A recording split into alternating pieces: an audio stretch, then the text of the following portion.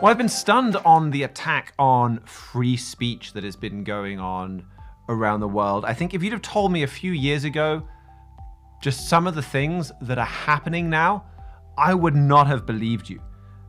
Under laws that are right now in force or in the process of going into force right now, you can go to jail for life because of something you've said. You could be placed under house arrest and blocked from going online because of something the government fears you might say. You can have the police called on you anonymously because of something you said in the privacy of your own home. They're pushing for this abroad. It's coming soon to America. And closer to where I am, we have Scotland's Hate Crime and Public Order Act going into force on April 1st. So just a couple of weeks away, we're getting this brand new law going into force in Scotland. And you've got to be very careful now what you say in Scotland. So it creates a new offense, stirring up hatred against protected characteristics. And these protected characteristics, it's the standard age, disability, religion, sexual orientation, gender identity. But it creates this new offense of stirring up hatred.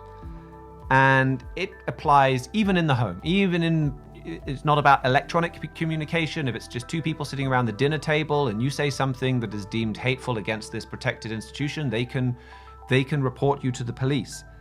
And in the run-up to this, the Scottish police and the Scottish government are running a series of ad campaigns, encouraging people to take advantage of this new law. Here's some excerpts from one of these new ad campaigns.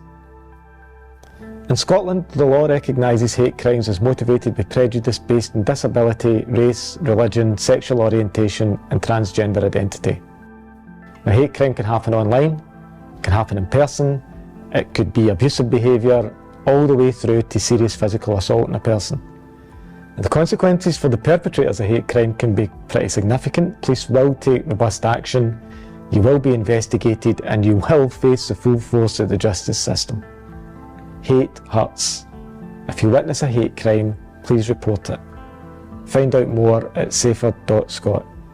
They have a whole load of these very produced ads on their YouTube account. What cracks me up is looking at the view count, and it's like 60, 70 views. I think the most viewed one had 200 or 300. So at least on YouTube, they're not doing particularly well. I'm sure they're plastering the airways with them on TV over in Scotland. But they've released this just in the month or so before their new hate crime law comes out.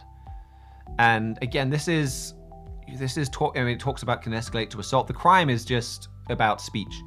Like one of their other ads shows somebody just looking kind of miserable while their phone pings. This is not about attacking people because they're a different race or something like that. It is about content the government does not like. And using this hate as an excuse to ban all kinds of content. This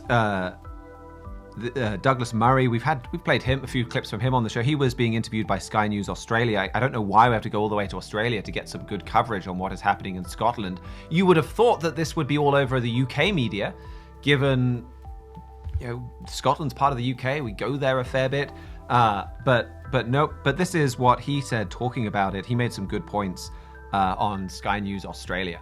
We tried this sort of thing in Europe in the past. We tried having inquisitions. We tried having a clerical class who decided for the better of the public what the public could know, read and say. It didn't work out. And the Scottish Enlightenment, among other things, freed the people of Scotland and the world from those kinds of superstitions. And yet here we are, it seems, back again. And so it'll only be stopped if enough people say, no, this isn't Scotland and this isn't freedom. I thought that was a good point. You go back to the Holy Roman Empire, and this is exactly what they were doing. Coming up with trying to dictate what people thought, what people said. And you put it all together and you can see there is a global war on freedom of speech going on right now.